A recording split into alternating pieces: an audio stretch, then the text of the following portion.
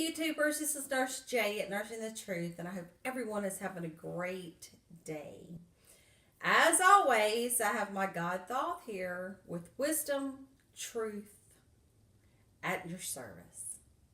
So, I haven't been making videos over the weekend, been very busy, and I am going to bring you another video about what is St. Paul's Cathedral and who or what and why was that named after. So, what if I was to tell you that the St. Paul's Cathedral in England was named after the pagan gods of Gemini, Castor, and Pollux? Yes, my truth seekers, the twins of May.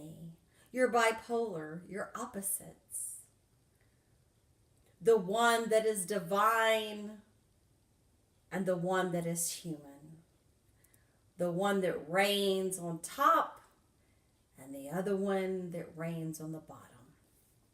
So, let's give you a little history lesson about the St. Paul's Cathedral. So, as I told you, that the two gods, Pollux and Castor,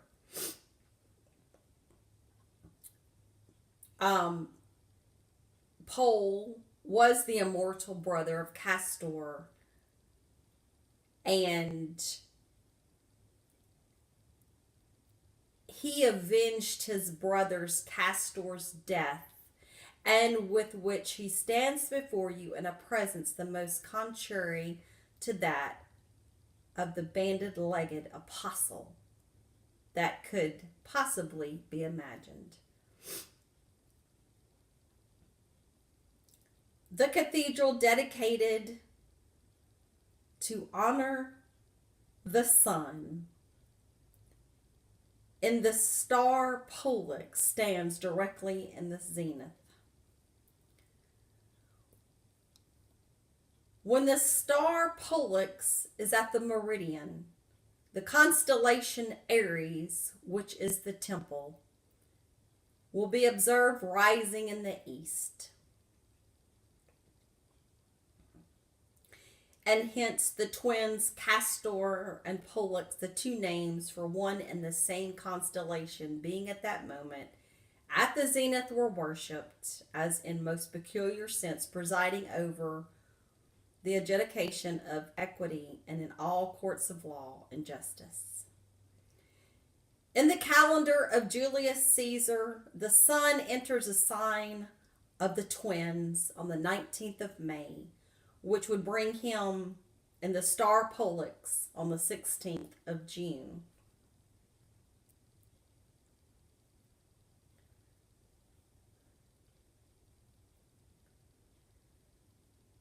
Now, the Hebrew name of the month of June is called, are you ready? Thomas, of whom we are 3 times told in the Gospel of St. John that he was also called Didymus. That word Didymus literally signifies a twin, and Thomas, one of the 12, which is called Didymus in the gospel allegory,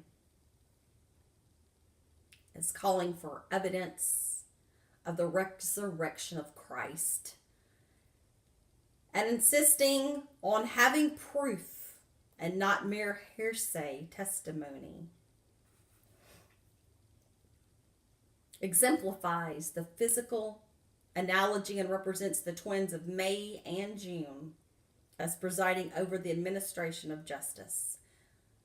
Cicero makes a noble appeal to their divinity in their images, standing them before his eyes in the praetorium while delivering his 7th oration against Verres. He states, Thus, we find that they are, at the close, joined with Ceres and Liberia, and spoken of as the civilers of the world, but their peculiar province was law and justice.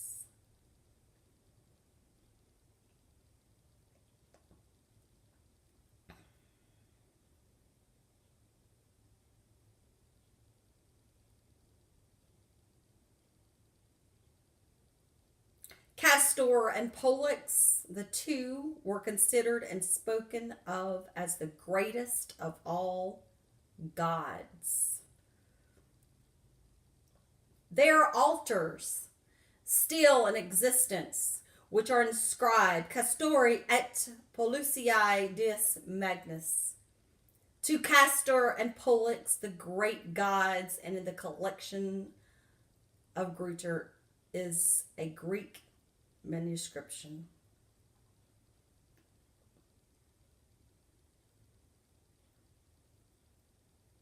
Caius, the son of Caius of Archemia, having become a priest of the great gods, the Dioscuria Cabrii, the form of swearing, ed pol, that is, per idem Pollucius, by Pol's cathedral, indicates what was indeed the fact that there was something very remarkable in the size and magnitude of Pol's cathedral.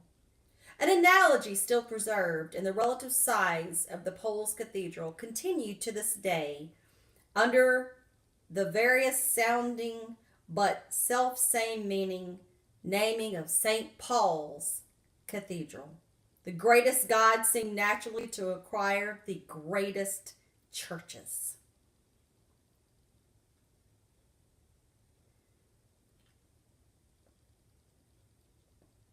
And it was not a greater liberty in language to change the name of the church than to change the name of the deity to whom it was dedicated.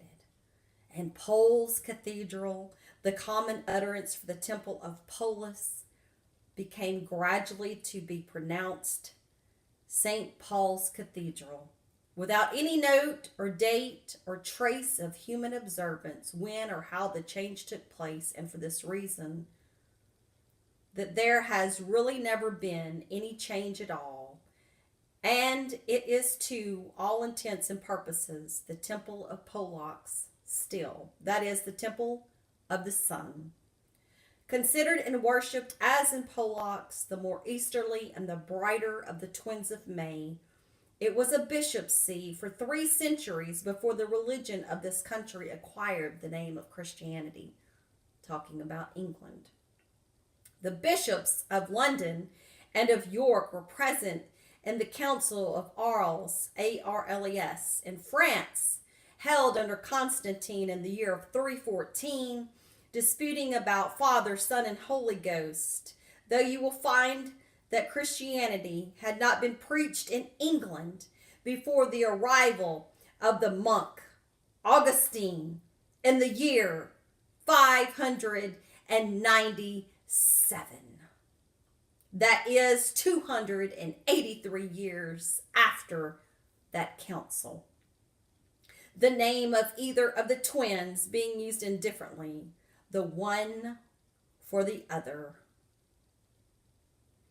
The temple of Castor, or Pol's temple, signified but one and the same self-temple, and its extraordinary magnitude is accounted for not merely by analogy, that the gods Cabri and Discori, the sons of Jove, that is, these twins, were distinguished as the greatest of all the gods, but they were the great guardians of property, and their temple was the general banking house to which all persons of wealth committed their treasures as to places of the greatest security, from which all the profits of banking accrued to the dean and chapter and readily supplied the enormous expenditure which such an enormous pile of building would require, either for its structure or repair, as we may learn from Juvenal in these lines.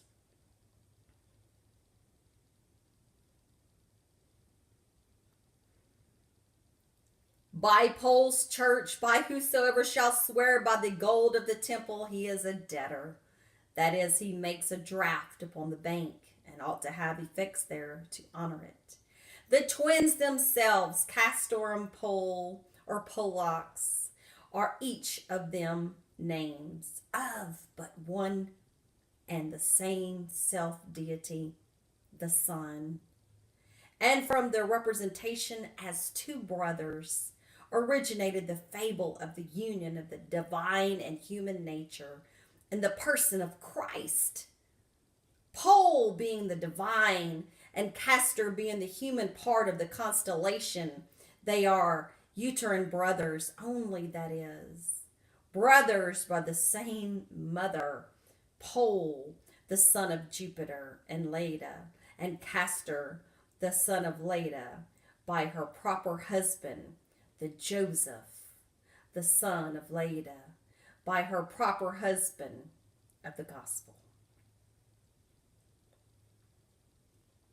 Hence, the dean and chapter of Paul's or Paul's Cathedral will always be sticklers for the divinity of Christ, while Arian informs us that Alexander the Great sacrificed to Castor and Pollux on the day consecrated to Hercules, considering Hercules and Castor and Pole as the same deity, the Son.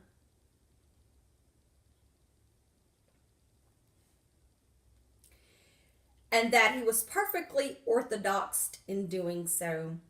Our Paul's Cathedral is to this day a proof, for if you will but go into St. Paul's, that is, into St. Paul's churchyard, and stand with your face westward on the northern side, and you shall have the sign of the Bible and crown of Rivington's shop, the shop for the sale of books of Christian knowledge in no other shape than that of the most perfect orthodoxy on your right, and immediately on the point of the pediment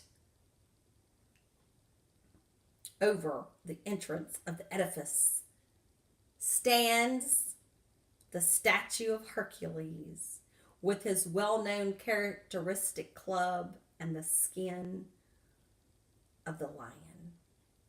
The man says, I should only like to learn how a man could need better information as to whom the house belongs, that upon he would infer from reading the master's name upon the door. Or how could a worshipper of Hercules better know the temple of Hercules than by seeing Hercules himself in full possession of it? But pass through the edifice from the north and go out the southern entrance, and on the pediment over the entrance you shall see the same self Hercules under the Greek name, get ready, of Andrew, which never could have been the name of a Jew, signifying the strong man holding a saltire cross, that is, a cross in the shape of an X, or double pair of compasses, exhibiting the precise angle which the sun made at his two crossings of the equator at the time when this beautiful form of sun worship was first instituted. That angle being now 23 degrees and 28 minutes compared to what is when observed by Ptolemy, is shown to be gradually decreasing at the rate of 1 minute in 100 years.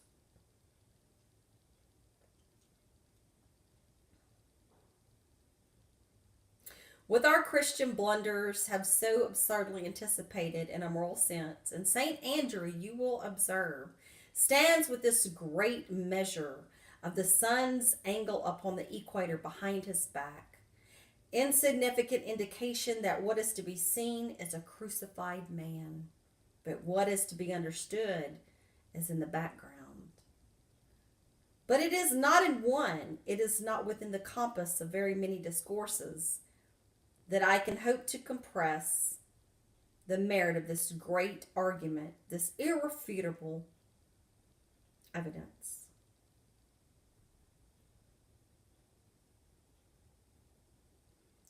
This is utterly fabulous character of everything that hath ever borne the name of religion among men. And sure, there can be no better way of exposing falsehood than setting it side by side with truth and bidding you.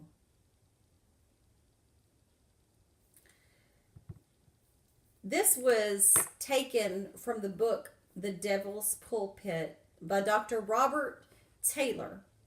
He was born in the late 1700s and died in 1844. He was a priest in England. And by good conscience, he got out and wrote his sermons about this. And this book is online for free. thedevilspulpit.archive.org, and you will find it. He is exposing the lies against truth. We have all been bamboozled. Everything on the zodiac talks about the sun, the Christ, the Jesus in the zodiac, the 12 houses, the animals, the non-animals, the virgins, the scales of justice, the twins of May. Where is the little son gone? And where shall he be? As you see, the time has changed, and the sun is going down earlier. So, what zodiacal sign are we in? We are in November. So, truth seekers and Gnostics and pagans alike, just want to let you know that St. Paul's Cathedral is named after the twin gods of Castor and Pollux in the month of May. So, which is it? Are you going to believe the real story? Or are you still going to be stuck in the lies? Have a great day. Please like, share, and subscribe to my channel. And hit the notification button. And like I said, God Thoth always says, when you search for the truth, let the truth set you free. Hotep and Ashe, and we'll see you next time. Bye, guys.